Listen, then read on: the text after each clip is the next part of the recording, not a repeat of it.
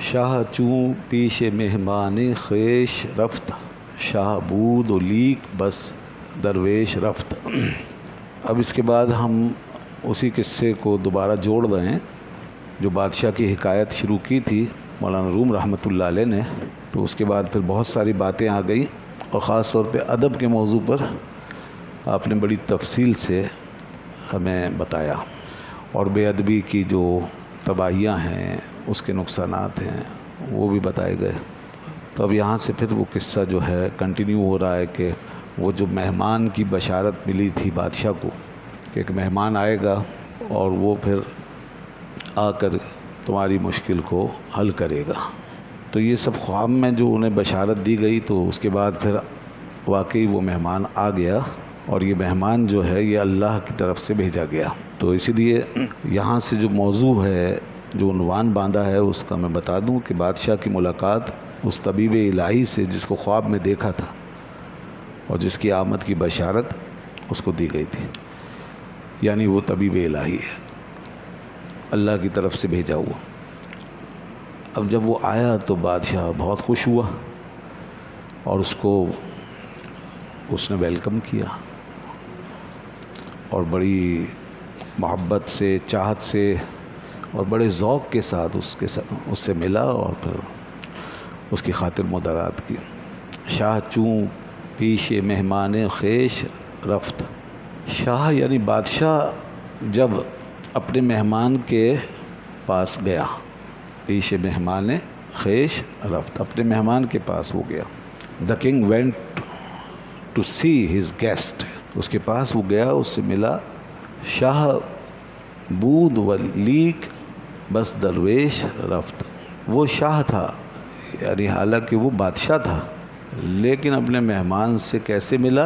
Leak بس درویش رفت، جیسے کوئی درویش ہوتا ہے، فقیر ہوتا ہے، فقیر کی طرح ملا، بادشاہ ہو کر فقیر بن گیا، اس لیے کہ مہمان اللہ کی طرف سے آیا تھا، تو بادشاہ نے اپنے آپ کو بالکل جیسے مائنس کر دیا، اور اپنی بادشاہت کو ایک طرف رکھ دیا، اور ایک عاجز کی طرح، ایک فقیر کی طرح بڑی تواضع سے، بڑی عاجزی کے ساتھ، بڑی انکساری کے ساتھ اس کے ساتھ پیش آیا۔ مہمان کے بارے میں ہم نے بتایا تھا، مہمان یہ لفظ جو ہے اس کی باقاعدہ ترکیب ہے، اس کے اپنے معنی ہیں۔ مہمان، مہ کہتے ہیں بزرگ کو، خاص، ہر مہ ہو کہہ، یا ہر کہہ ہو مہ، اس طرح بولتے ہیں نا، عام و خاص، تو مہ جو ہے وہ خاص کو کہتے ہیں اور بزرگ کو کہتے ہیں، اور مان گھر کے معنی میں بھی آتا ہے اور تشبیہ کے لیے بھی آتا ہے، تو گھر پہ آیا ہوا بزرگ، یہ مہمان کے لغوی معنی ہے۔ لفظ یہ فارسی کا ہے، عربی میں ضیف بولتے ہیں، انگلش میں گیسٹ، تو گھر پہ آیا ہوا ایک بزرگ، اور اگر مان یہ تشبیہ کے لیے لیں تو اس کا مطلب ہے بزرگ جیسا، بزرگ کی طرح ہے، چونکہ مہمان بہرحال ہر قوم کے اندر مہمان کی عزت ہوتی ہے، اور جہاں مہمان کی عزت نہ ہو تو پھر وہ قوم گویا کہ اخلاقیات سے گری ہوئی ہے، اس کی مورلٹی پھر وہ مخدوش ہے، اور اسلام میں تو مہمان کی بڑی عزت ہے، احادیث موجود ہیں کہ جو اللہ اور یوم آخرت پر ایمان رکھتا ہے فَلْيُكْرِمْ ضَيْفَهُ، وہ اپنے مہمان کی عزت کرے۔ مہمانی کتنے دن کی ہوتی ہے؟ اب کوئی پتہ چلے گھر پہ آ کر مہینوں کے لیے ٹھہر گیا، تو کیا اب گھر والے اس کی میزبانی ہی کرتے رہیں گے؟ تو یہ بھی سن لیں، مسئلہ ہے یہ، مہمانی 3 دن کی ہوتی ہے، بس 3 دن تک تو مہمان ہوتا ہے، اس کے بعد پھر وہ عام ہو جاتا ہے، پھر اس سے مہمانوں والا پروٹوکول نہیں مل سکتا۔ ہاں اگر کوئی اپنی طرف سے دے، اگر ایسا کوئی کریم النفس ہے اور بہت زیادہ وہ سخی ہے تو ٹھیک ہے، وہ کرتا رہے، لیکن بہرحال بوجھ نہ بنے، اس لیے 3 دن تک اس کو لمیٹڈ کر دیا۔ ان لمیٹڈ چیزیں بوجھ ہو جاتی ہیں، تو اس لیے مہمانی صرف 3 دن کے لیے، اس کے بعد اس کی مرضی ہے بغیر پروٹوکول کے رہے یا نہ رہے۔ تو یہاں پر یہ جو ہے، یہ تو خیر مہمانی کچھ اور ہے، یہ طبیب الہی ہے، اور شاہ جو ہے بادشاہ، وہ اس کو ویلکم کر رہا ہے، تو اس لیے بادشاہ خود گیا، اس کو ویلکم کیا، اس سے ملا، شاہ بود، تو حالانکہ وہ بادشاہ تھا، ہی واز دا کنگ، وہ بادشاہ تھا، لیکن وہ اس سے ملا فقیر کی طرح، لیک بس درویش رفت. although he was the king but he met him as a beggar، ایک بیگر کی طرح، فقیر کی طرح. اچھا یہ ایک حقیقت ہے، یہ بات ہمیں معلوم ہونا چاہیے کہ اللہ والے جو ہیں وہ عام طور پہ فقیروں کی طرح رہتے تھے، لیکن ان کے دروازوں پر بڑے بڑے بادشاہ آ کر فقیر بن جاتے تھے. بڑے بڑے بادشاہ ان کے دروازوں پہ بیٹھے ہوئے نظر آئے.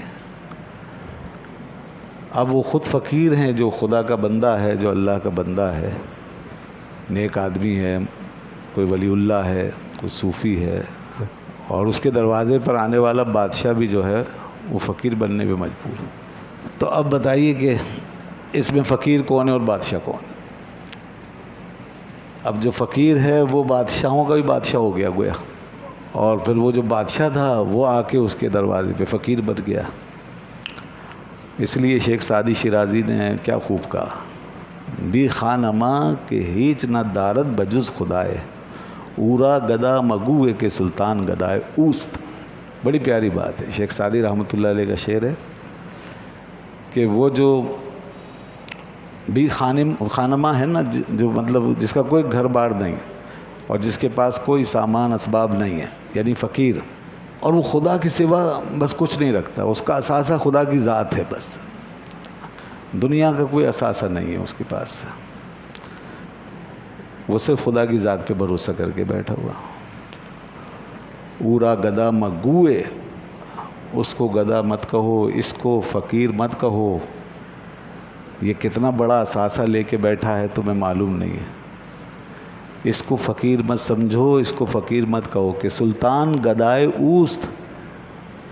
ارے جو بادشاہ ہے نا وہ خود اس کا گداگر ہو گیا ہے، بادشاہ اس کے دروازے کا فقیر بن گیا ہے. تو اب کون فقیر ہے کون بادشاہ ہے؟ تو یہ انہوں نے ایک نقطہ سمجھایا کہ ہم اصل کے اعتبار سے دیکھیں تو جو فقیر ہیں وہی بادشاہ ہیں، اور جو بادشاہ ہوتے ہیں دنیا کے وہ خالی ظاہری لحاظ سے بادشاہ کہلاتے ہیں، حقیقت میں وہ فقیر ہیں. چاہے وہ کتنی بڑی سلطنت کے مالک ہیں، کتنے خزانے ان کے پاس ہیں، وہ جو کچھ بھی ہیں اندر سے حقیقت میں فقیر ہیں. تو یہ حقیقت ہے. اب آپ دیکھیں ذرا تاریخ اٹھا کر، ہارون رشید جیسا بادشاہ، خلیفہ، جو دنیا کے کتنے بر اعظموں تک جس کا اثر ہے نا، اور گویا اس وقت کی سپر پاور ہے.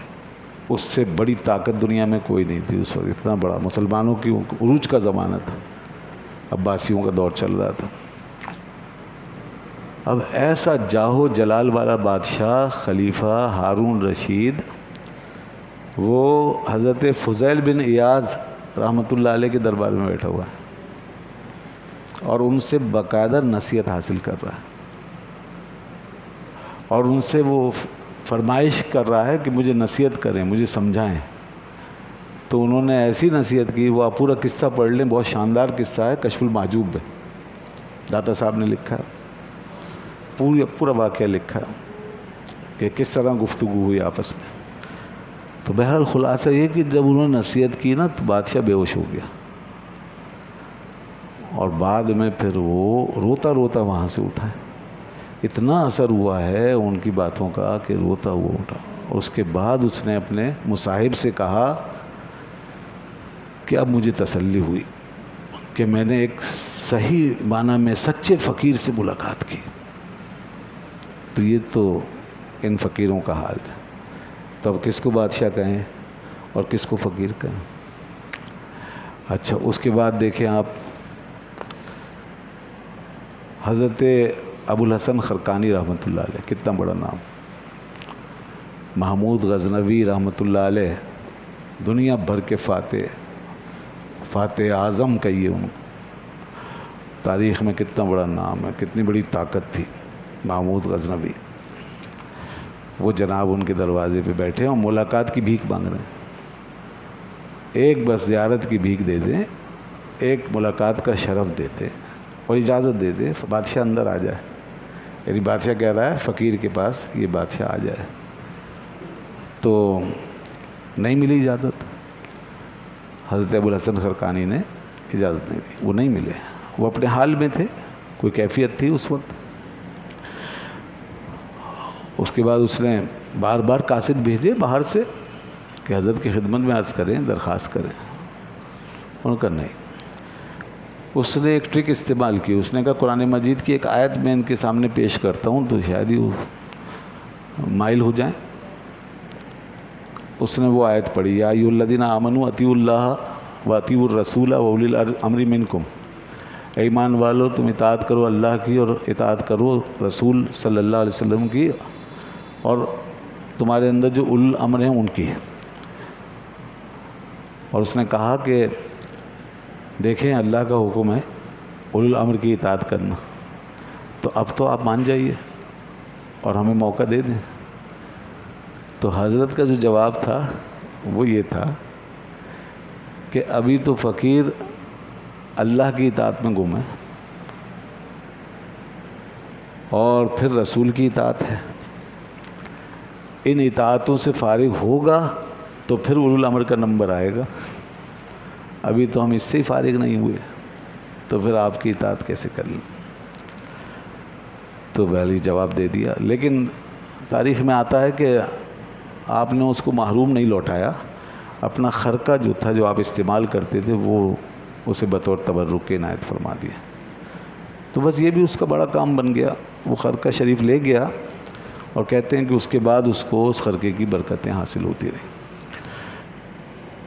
اور پھر اسی طرح دیکھتے جائیں تو یہ اکبر وغیرہ جو مغلیہ دور جب آتا ہے تو یہاں یہ بادشاہ کیسے بڑے بڑے مزاروں پہ یعنی ایسی عقیدت کے ساتھ حاضر ہو رہے ہیں جیسے کوئی مرید اپنے شیخ کی خدمت میں آتا ہے. حضرت خواجہ صاحب کی خدمت میں گئے، اکبر جاتا تھا باقاعدہ. خواجہ غریب نواز رحمۃ اللہ علیہ کے مزار شریف پہ حاضری دیتا تھا. خواجہ سلیم چشتی رحمۃ اللہ علیہ سے بڑی محبت اور انسیت اس کو تھی. ان کے مزار پہ بلکہ ان کی خدمت میں حاضر ہوا. اور اولاد نہیں تھی تو پھر وہ اولاد ہوئی تو نام کے لیے کہا گیا اس کا نام ہمارے نام پہ رکھ دینا. تو پھر وہ سلیم نام رکھا تھا جہانگیر کا، شہزادہ سلیم. تو اس طرح دیکھیں آپ کہ یہ سب حاضر ہوتے رہے. شاہ جہان کے دربار کا سارا دربار جو ہے وہ حضرت خواجہ غوث گوالیار رحمۃ اللہ علیہ کی عقیدت میں ڈوبا ہوا تھا. خواجہ غوث گوالیار بہت بڑے بزرگ ہیں. اور اسی طرح آپ دیکھیں ادھر حضرت بابا فرید شکر گنج رحمۃ اللہ علیہ کی بارگاہ میں یہ ناصر الدین محمود یہ باقاعدہ حاضری دے رہا ہے، سمجھے نا. اور جناب حضرت خواجہ بختیار کاکی رحمۃ اللہ علیہ ان کی بیعت و ارادت میں داخل تھے سلطان کون؟ شمس الدین التمش رحمۃ اللہ علیہ. بہت نیک انسان تھے، سلطان تھے، پورے ہندوستان کے مالک تھے، لیکن ایک مرد فقیر کی بارگاہ میں حاضر ہیں. ان سے بیعت بھی ہوئے ہیں اور باقاعدہ خلافت بھی پائی ہے حضرت شمس الدین التمش رحمۃ اللہ علیہ، خواجہ بختیار کاکی رحمۃ اللہ. تو اس میں کون بادشاہ کون فقیر ہے؟ جو فقیر ہیں وہی بادشاہ ہیں. اسی طرح اورنگزیب عالمگیر رحمۃ اللہ علیہ بڑے زبردست جناب اسی مغلوں کے دور میں یہ ہوئے. اور مغلوں کے دور میں سب سے اچھا دور انہی کا تھا. ہمارے لیے تو وہی گریٹ تھے. لوگ اکبر کو دی گریٹ کہتے ہیں مگر ہمارے لیے تو یہ گریٹ، اس لیے کہ انہوں نے دین کو زندہ کیا اور 50 سال تک ہندوستان پہ حکومت کی ہے. اور پورے 50 سال میں انہوں نے دین کو، شریعت کو ایسے نافذ کر کے رکھا تھا کہ لوگ اس کے سائے میں اپنی زندگی گزار رہے تھے. اور مکمل عدل و انصاف کا نظام نافذ تھا. تمام برائیوں کا خاتمہ کر دیا اور ظلم نہیں کیا، عدل سے کام لیا. ہندو ہو مسلم ہو سب کے ساتھ عدل کا انصاف کیا گیا۔ تو آپ جو ہیں دیکھیں گے کہاں سے اٹھے، ان کی پوری تربیت ہوئی ہے حضرت خواجہ معصوم رحمۃ اللہ علیہ کی بارگاہ۔ خواجہ معصوم حضرت مجدد الفسانی رحمۃ اللہ علیہ کے بیٹے ہیں، ان کے فرزند، تو وہیں سے فیض پایا اور غالباً خلافت بھی پائی، اور پوری تربیت ان کی وہاں ہوئی۔ حضرت اورنگزیب عالمگیر کی بادشاہ ہیں، فقیر کے دربار سے وابستہ ہیں۔ حضرت امیر خسرو شاہی درباروں کے شاعر، سرکاری شاعر، بڑا مقام، بڑے عہدے، سب کچھ اور بڑی صلاحیتیں، مگر بادشاہوں کے دربار ان کو اتنا متاثر نہیں کر سکے جتنی ایک فقیر کی چوکھٹ نے متاثر کیا، اور وہ ہیں خواجہ نظام الدین اولیاء رحمۃ اللہ علیہ۔ تو وہ تو وہاں آئے اور وہیں کے ہو کر رہ گئے، ساری زندگی پھر غلامی کی، آخری وقت تک جڑے رہے، یہاں تک کہ ایسی محبت میں وہ ایسے مغلوب ہوئے ہیں کہ جب شیخ وصال فرما گئے تو کچھ ہی عرصے میں امیر خسرو رحمۃ اللہ علیہ بھی دنیا سے چلے گئے۔ تو گویا کہ وہ جو بادشاہوں کے دربار تھے وہ سب دل سے نکل گئے، اور ایک فقیر کا آستانہ وہ چھا گیا۔ تو ایسی بہت مثالیں ہیں۔ ابراہیم شرقی ہندوستان کے ایک علاقے کا بادشاہ ہے، بڑا زبردست، مگر حضرت مخدوم اشرف جہانگیر سمنانی رحمۃ اللہ علیہ کا غلام، اور بار بار درخواست لگا رہا ہے حاضری کے لیے، دعا کے لیے، چنانچہ وہ باقاعدہ آتا تھا اپنے لاؤ لشکر کے ساتھ، بڑے اس کے احترام کے ساتھ، اور حضرت کی بارگاہ میں حاضر ہوتا تھا، اور بڑی عاجزی اور انکساری کے ساتھ دعا کی درخواست کرتا تھا، اور حضرت دعا فرماتے تھے، اس کو کئی فتوحات حاصل ہو گئی۔ تو بھائی کون بادشاہ ہے کون فقیر ہے بتائیے؟ بھی خانما کے ہیچ نہ دارت بجز خدا ہے۔ اس لیے شیخ سعدی کا یہ شعر کیسا زندہ شعر ہے کہ جو خدا کے بندے ہیں، جن کے پاس خدا کی محبت ہے، خدا پر توکل، اللہ سے وابستہ جو ہو جاتے ہیں، وہ بظاہر بے خانما ہوتے ہیں، ان کا کچھ بھی نہیں ہوتا۔ پورا گدا مگوئے کہ سلطان گدائے ان کو آپ گدا گر مت سمجھو، سلطان خود ان کا گدا گر ہوا ہے۔ بڑے بڑے بادشاہ ان کے دروازے کے فقیر ہیں۔ تو یہاں بھی دیکھیں بادشاہ کے ساتھ ایسے ہی ہوا۔ یہ بادشاہ، یہ بادب بادشاہ تھا، اس نے اس طبیب الہی اور اس فقیر الہی کے سامنے بڑی عاجزی کی اور فقیر بن کے حاضر ہوا۔ آج جو ہے یہ دونوں طرف سے کمی ہو گئی آج کے دور میں، نہ ویسے فقیر رہے، نہ ویسے صوفیہ، اور نہ ویسے حکمران ہیں کہ جو ان چیزوں کو اہمیت دیں۔ بہرحال نیک بندے تو آج بھی ہیں، اب جو ایسے لوگ ہوتے ہیں وہ اکثر منظر عام پر نہیں ہوتے، مگر بڑے اخلاص سے وہ اپنا کام کر رہے ہوتے ہیں دنیا میں کہیں بھی، مگر حکمرانوں کے اندر اب وہ چیز نہیں رہی۔ اب حکمران جو ہیں وہ زیادہ تر نفسانیت کا شکار ہیں، اور اپنے باطل خواہشات جو ہیں ان کو پورا کرنے کے لیے تگ و دو کر رہے ہیں۔ تو اس لیے وہ اگر کسی ایسے فقیر کے پاس پہنچ بھی جاتے ہیں تو وہ اس سے دنیاوی فائدہ ہی اٹھاتے ہیں بس۔ اور یہ فقیر بھی آج کل جو ہیں وہ ان کے لیے بس اسی طرح کا دم درود، تعویذ، دعا وہ کرتے ہیں کہ جس سے ان کو ان کے راستے پر جو غلط سلط جو بھی ہے اس پہ انہیں فائدہ ہو، بس اصلاح تو نہیں ہوتی، کوئی نصیحت بھی نہیں ہوتی۔ تو اس لیے بہرحال اگرچہ ویسے لوگ نہیں ہیں اب، مگر بہرحال ہر دور میں جتنے بھی اچھے، جس درجے کے بھی اچھے لوگ موجود ہیں، ان کی برکت ضرور ہوتی ہے نا، اور ان سے وابستگی۔ اگر ویسے فقیر نہیں ہیں تو اب ایسے حکمران بھی نہیں ہیں دل والے اور ان کی قدر کرنے والے۔ بلکہ اگر میں یہ کہوں یہ بھی صحیح ہے کہ عوام بھی وہ نہیں رہی۔ آج لوگ ویسے فقیر مانگتے ہیں، ویسے ہونے چاہیے، ایسے ہونے چاہیے، اس طرح کی باتیں کرتے ہیں، اور پوچھتے ہیں جناب کیوں نہیں ہیں اب؟ تو بات یہ ہے کہ آپ بھی تو اس قابل نہیں ہیں کہ ان کا حق ادا کر سکیں اور ان سے فیضیاب ہو سکیں۔ تو اس لیے دونوں طرف سے کمی ہو جاتی ہے۔ پھر اب بادشاہ نے کیا کیا اس کے بعد؟ دست بکشاد و کنارہ نش گرفت، ہم چوں عشق اندر دل و جانش گرفت۔ بادشاہ نے ایسے کر کے ہاتھ کھول دی، ان سے معانقہ کرنے کے لیے اپنے ہاتھوں کو کھول دیا۔ اور کنارانش گرفت، کنار کہتے ہیں بغل کو، اور پھر یہاں کناران جو آیا یہ جمع کے معنی میں آیا، کناران، تو یعنی کہ کئی دفعہ گلے ملے، ایسے ہاتھ کھول دیے اور پھر بار بار گلے ملنا، کلاسپڈ، یعنی ہی اوپنڈ ہز ہینڈز اینڈ کلاسپڈ ہم ٹو ہز بریسٹ، ایسے گلے لگے بار بار ان کے ساتھ۔ ہم چو عشق اندر دل و جانش گرفت، اب تشبیہ کیسی دی ہے، یعنی ایک بندے کو عشق سے تشبیہ دی کہ وہ بندہ ان کے بادشاہ کے دل میں ایسے بیٹھا ہوا تھا کہ جیسے عشق ہوتا ہے، ہم چو عشق کی طرح، لائک لو، اندر دل و جانش گرفت، جو کہ اندر دل و جان کے اندر بیٹھ جاتا ہے عشق، اس عشق کی طرح اس کو گلے لگایا اور ان کے ساتھ وہ ملے، like love in his heart and soul, جیسے دل اور روح کے اندر عشق ہے۔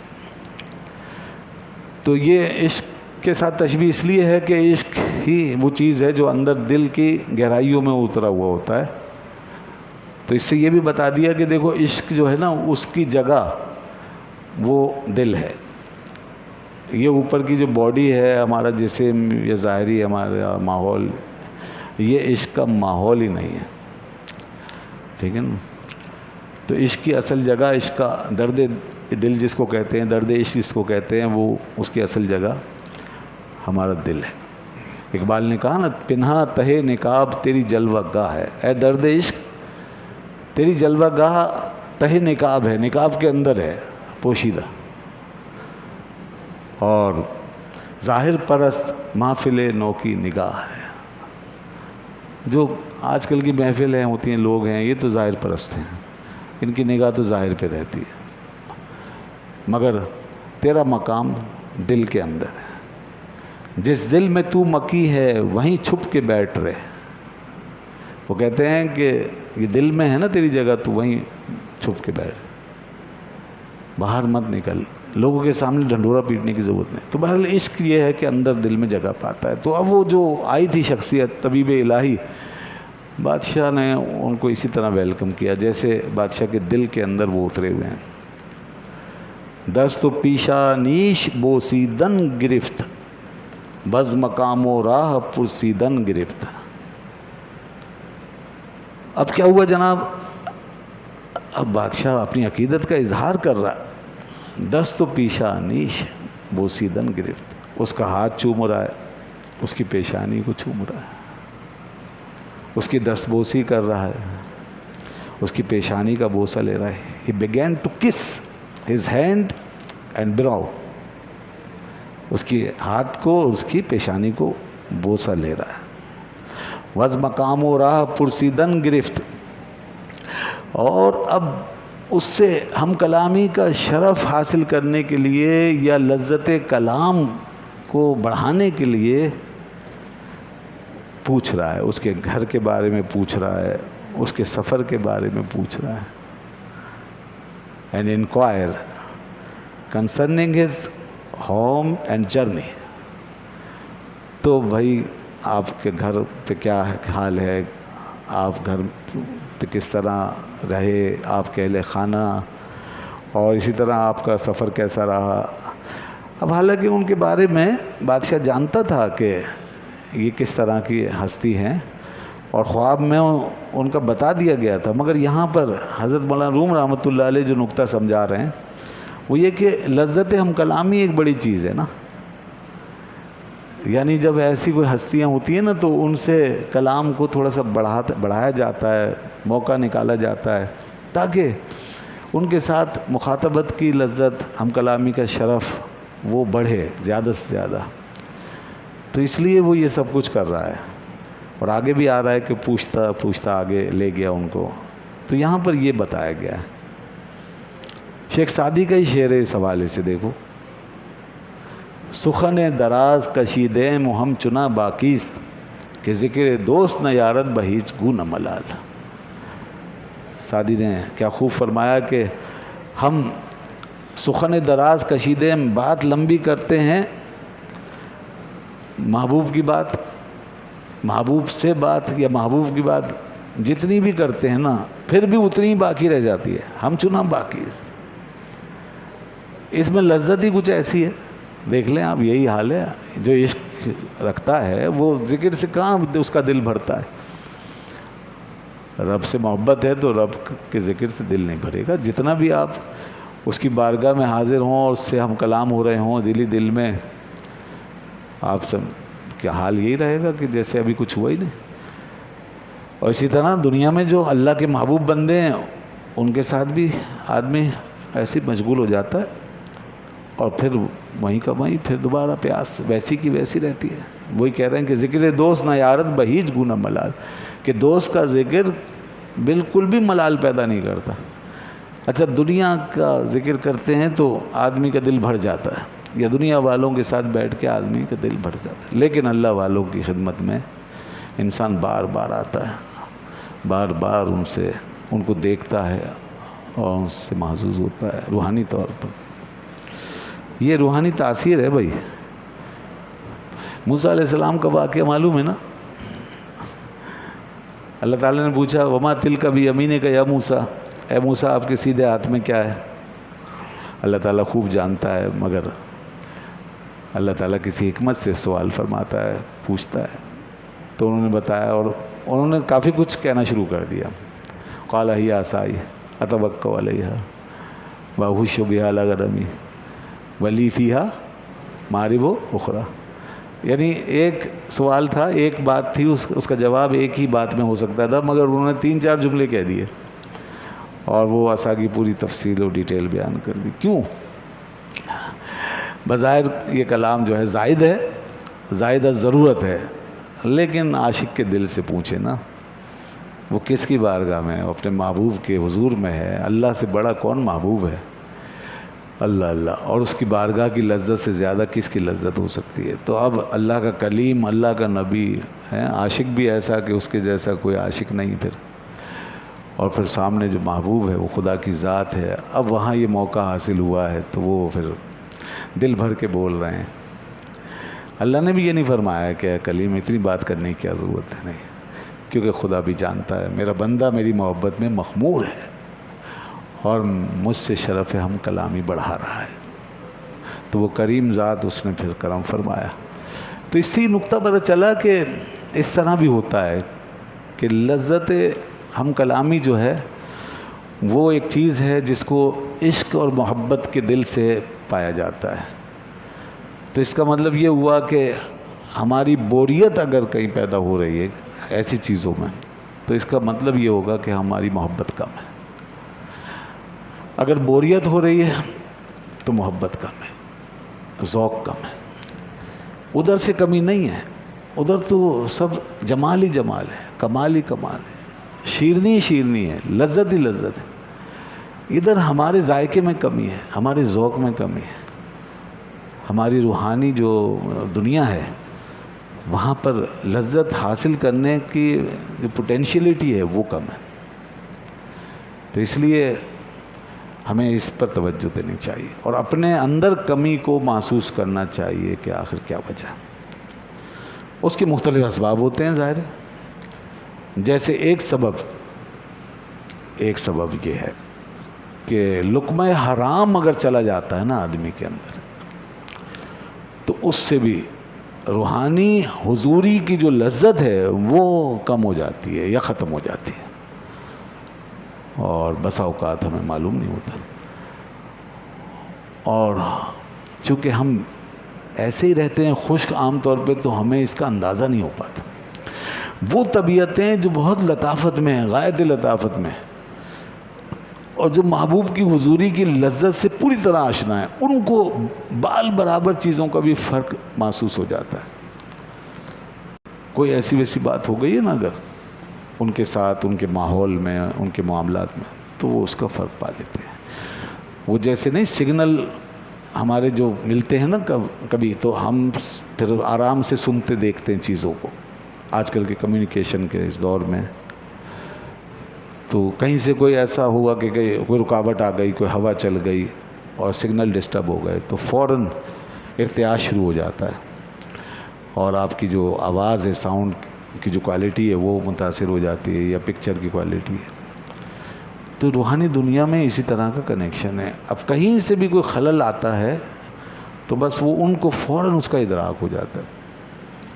جیسے بابا فرید شکر گنج رحمۃ اللہ علیہ نے اپنے لنگر خانے میں ایک روز جب کھانا تناول فرمایا، روزانہ آپ اس سے کھانا تناول فرماتے، روزہ کھولتے تھے، لیکن ایک دن ایسا ہوا کہ وہ لقمہ آپ نے منہ میں ڈالا اور پھر نکال دی، اور کہا کہ کیا وجہ ہے، آج لقمہ ہمارے حلق سے نیچے نہیں اترا. یعنی آٹومیٹیکلی کوئی ڈسٹربینس آ گئی ہے. اب دیکھیں کتنی باریک بات ہے. تو لنگر خانے کے جو منتظم تھے ان کو آپ نے یاد فرمایا اور ان سے پوچھا کہ بھائی کیا وجہ ہے، کوئی لنگر میں کوئی چیز شامل کیا آپ نے؟ تو انہوں نے کہا نہیں، جیسے روزانہ بناتے ہیں ویسے ہی. کہا نہیں، آج کچھ مسئلہ ضرور ہے، کیونکہ آج ہمیں اس طریقے سے نہیں معلوم ہوا جیسے کہ روزانہ ہوتا ہے، اور یہ لقمہ ہم نہیں کھا سکے.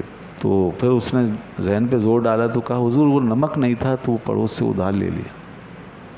کہا بس یہی وجہ ہے، آج تم نے ایک چیز مانگ کے لیے، تو اس لیے آج فقیر کا جو نظام ہے نا وہ ڈسٹرب ہو گیا اور یہ لقمہ ہمیں پریشان کرنے لگا.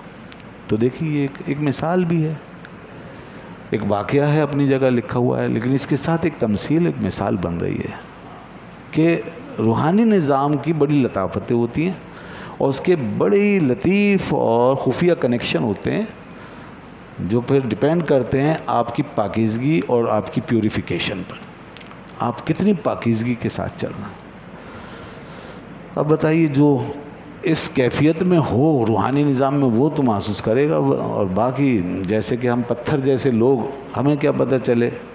یہاں تو حرام جو ہے ایسے ہڑپ کر جاتے ہیں کہ ڈکار بھی نہیں لیتے، انہیں کیا نمازوں میں پتہ چلے گا، کون سے سگنل ملیں گے. بلکہ یہی بدبختی کے لیے کافی ہے کہ ایمان بھی مرجھا گئے اور وہ اندر دلوں میں یقین بھی نہیں رہا، ویسا یہی ختم ہو گیا، بنیاد ہی ہل کے رہ گئی. تو اب سب کچھ اندھیرا ہی اندھیرا ہے، سیاہ ہی سیاہ پڑا ہے، سب بے ذوق. اس لیے بس اوپر سے نمازیں پڑھ لی، روزے رکھ لی. تو بات یہ ہے کہ اگر روحانی نظام کے اندر ہم کھڑے ہیں تو پھر نماز میں سگنل ملے گا، آپ کو روزے میں سگنل ملے گا، پھر آپ کو جناب آپ کے اذکار میں سگنل ملے گا، اور تمام روحانی واردات میں سگنل ملیں گے اگر آپ روحانی نظام میں داخل ہو چکے ہیں. ورنہ کوئی سگنل نہیں ہے. بس پھر اپنی ظاہر میں ہی اپنے حالات پہ توجہ دیں اور اس کو ٹھیک کرنے میں لگے رہیں. ٹھیک ہے نا. اسی کو قرآن نے فرمایا اولئک علی ھدی من ربہم، ہدایت پر فائز ہونا ایسے لوگوں کی شان ہے کہ جو رب کے خصوصی سگنلز کی ڈائریکشن میں کام کر رہے ہیں. یعنی وہ پھر بھٹکتے نہیں، وہ ان کو پھر اندر سے ایک اسپریچول گائیڈنس جو ہے وہ چلا رہی ہے، اسپریچول بیسڈ گائیڈنس، وہ ان کا کنیکشن. تو وہ ہدایت کے اوپر فائز ہے. ہم ہدایت کے تابع ہیں، ہدایت کے پیچھے ہیں، ہدایت کو دیکھ دیکھ کے چل رہے ہیں. اور ان کا حال یہ ہے کہ وہ ہدایت کے ساتھ رچ بس گئے، ہدایت ان کے اندر بلٹ ان ہو گئی ہے،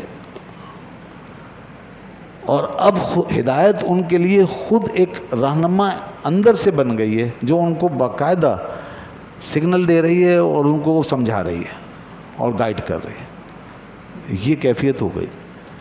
تو بہرحال اس میں بڑی پھر اور باتیں ہیں. تو یہاں پر یہ فرمایا کہ بادشاہ نے پھر اس طریقے سے اس مہمان الہی کا استقبال کیا.